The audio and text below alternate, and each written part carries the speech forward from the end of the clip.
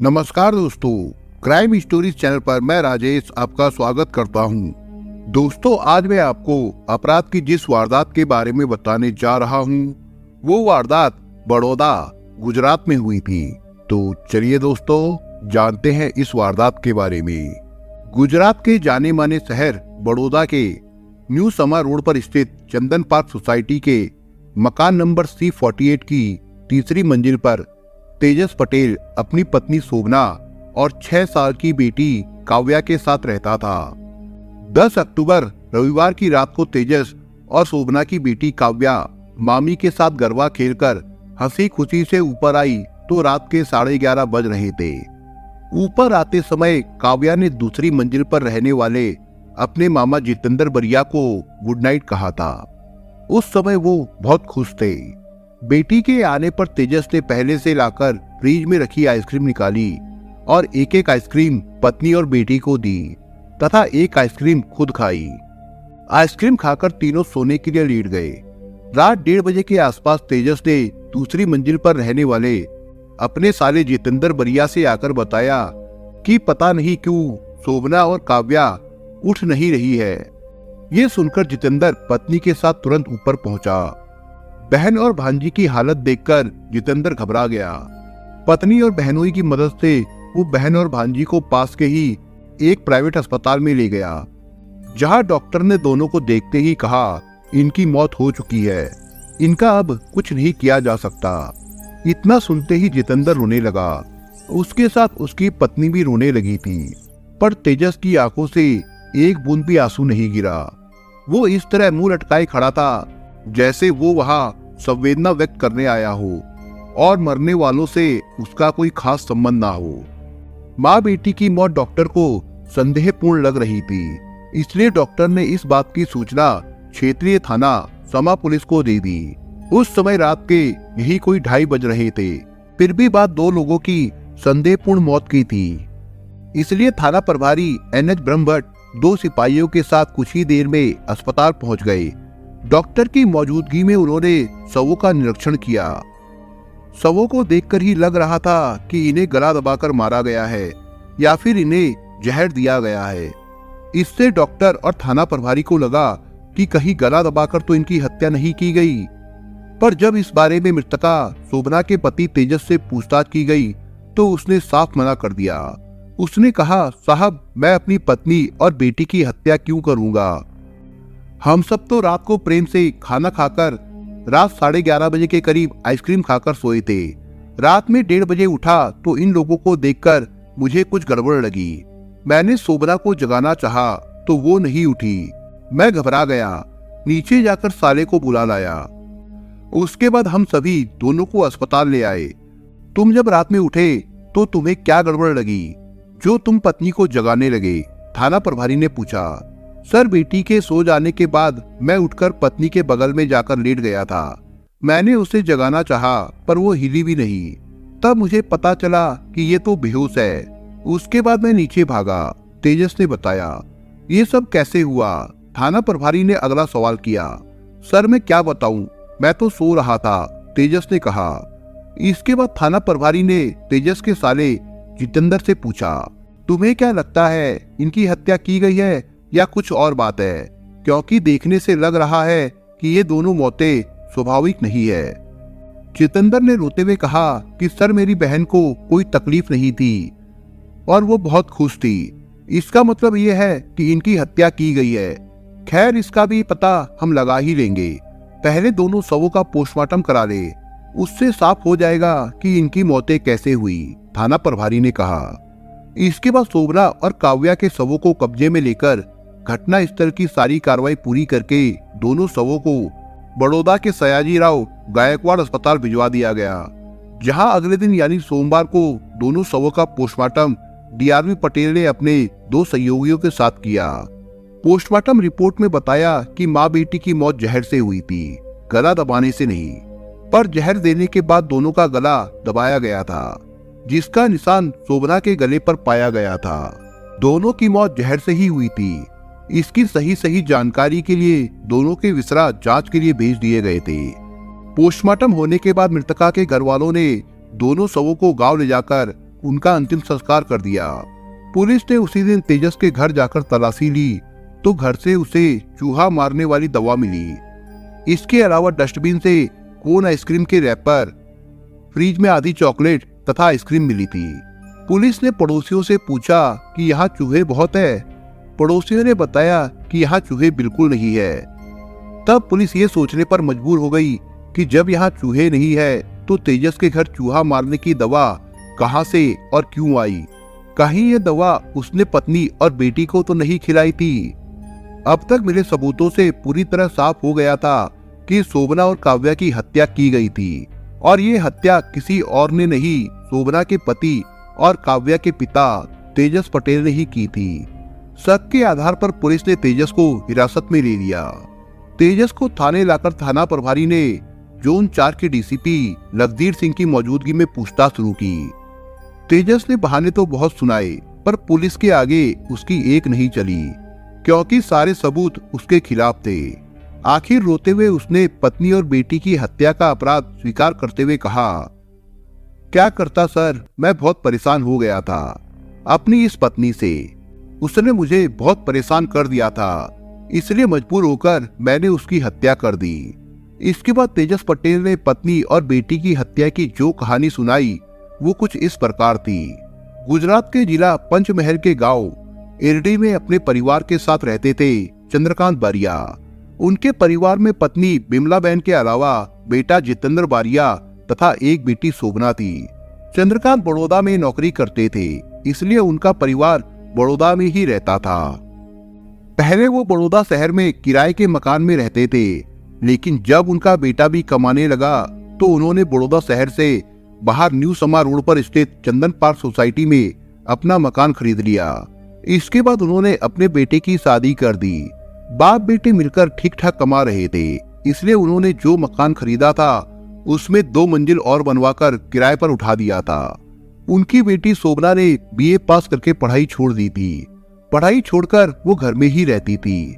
जब वो शादी के लायक हुई तो चंद्रकांत ने सन 2012 में उसकी शादी पंचमहल में ही अपनी पुश्तैनी गांव से करीब 15 किलोमीटर दूर नंदरावा गांव में तेजस पटेल के साथ कर दी थी।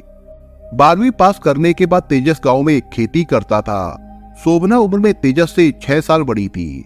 शोभना शहर में रहकर पली बड़ी थी, भला वो गांव में कैसे रह सकती थी। उसने ये बात अपने भाई और पिता से कही तो उसके भाई जितेंद्र बारिया ने तेजस को शादी के लगभग साल भर बाद यानी 2013 में बड़ौदा बुला लिया और यहाँ गेंडा सर्कल के पास स्थित क्रोमा सेंटर में सेल्समैन की नौकरी लगवा दी। बड़ौदा में नौकरी लग जाने के बाद तेजस बड़ौदा में किराए का मकान लेकर पत्नी शोभना के साथ रहने लगा। बड़ौदा आने के लगभग 1.5 साल बाद उनके घर में एक बेटी पैदा हुई जिसका नाम उन्होंने काव्या रखा। तेजस को उस स्टोर से जितना वेतन मिलता था उससे उसका खर्च किसी तरह चलता था, जबकि शोभना की अपेक्षाएं बहुत ज्यादा थी। उसमें कभी तेजस के घर से कोई आ जाता तो उसका बजट गड़बड़ा जाता था, जिसे ठीक करने में उसे कई महीने लग जाते थे। उसका बजट ठीक होते होते फिर कोई आ जाता जिसकी वजह से वो हमेशा परेशान ही रहता था। इसका असर शोभना पर भी पड़ता। बजट गड़बड़ होने की वजह से तेजस उसकी अपेक्षाएं पूरी नहीं कर पाता था, जिसकी वजह से उसकी तेजस से लड़ाई होती रहती थी। बेटी होने पर घर का खर्च और बढ़ गया।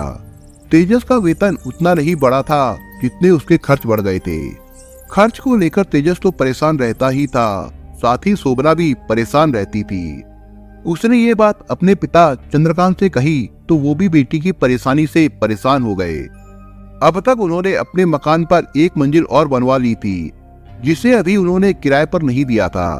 बेटी दामाद को परेशान देखकर उन्होंने बेटी से कहा, बेटा तुम ऐसा करो, अपना किराए का मकान छोड़कर यही मेरे मकान में आ जाओ। वहाँ जो किराया दे रही हो वो बचेगा, जो तुम्हारे अन्य खर्चों में काम आएगा। पर तेजस यहाँ आने को तैयार नहीं होगा, शोभना ने कहा। क्यों? चंद्रकांत ने पूछा।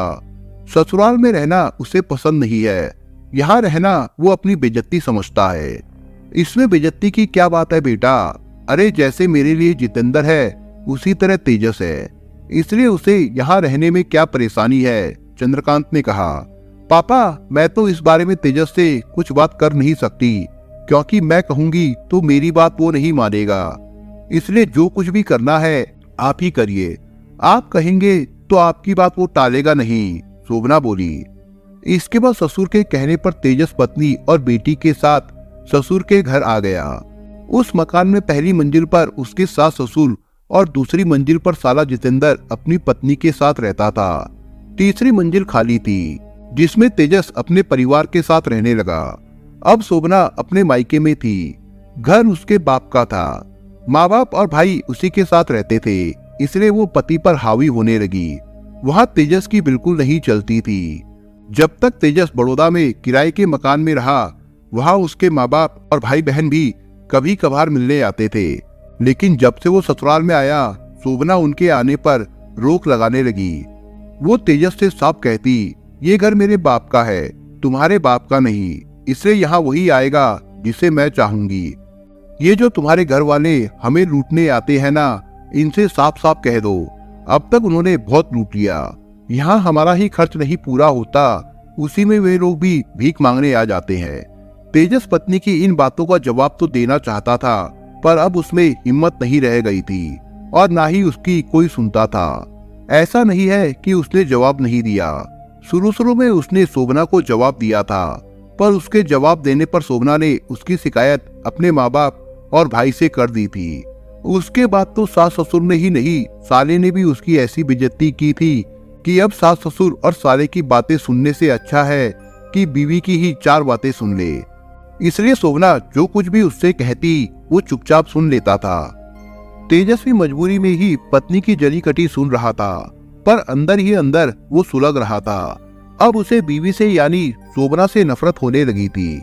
तेजस की चुप्पी से धीरे धीरे शोभना की हिम्मत बढ़ती गई और वो जब देखो तब तेजस का अपमान करने लगी।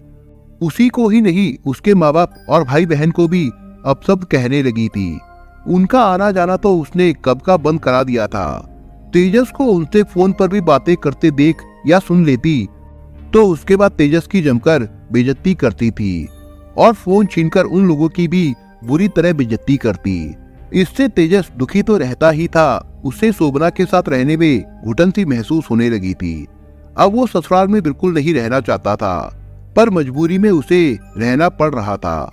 ऐसे में ही उसने कुछ दिनों पहले शोभना से कहा भी था, अब अगर तुमने मेरे घर वालों को कुछ कहा तो मैं तुम्हें छोड़ूंगा नहीं। एक तरह से तेजस ने शोभना को धमकी दी थी। ये बात शोभना ने अपनी माँ से भी बताई थी, पर उस समय किसी ने तेजस की इस बात पर ध्यान नहीं दिया था। आखिर उसने जो धमकी दी थी वो पूरी कर ही डाली। इधर शोभना की मांगे भी बढ़ गई थी।